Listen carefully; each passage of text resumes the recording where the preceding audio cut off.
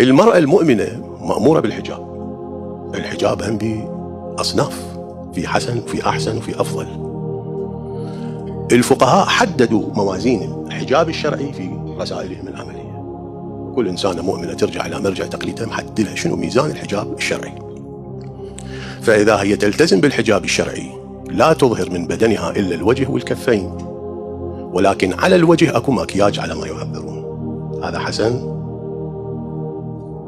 لا، هذا ليس بحسن، هذا إخلال بالحجاب. لأن الحجاب مو فقط المرأة تخلي الحجاب على رأسها وتظهر الوجه والكفين، إظهار الزينة هم لا يجوز. التزين لغير الزوج أيضا لا يجوز من الرجال الأجانب غير الزوج يعني. زين، فإذا المرأة تكون مؤمنة وتلبس الحجاب وتلبس الجلباب، ولكن في الجلباب كذا من الزخرفة والزينة ظاهرة عليه، هذا حجاب حسن؟ لا. إذن العمل الصالح، الطاعة، لا تقبل الاجتهادات الشخصية أبدا.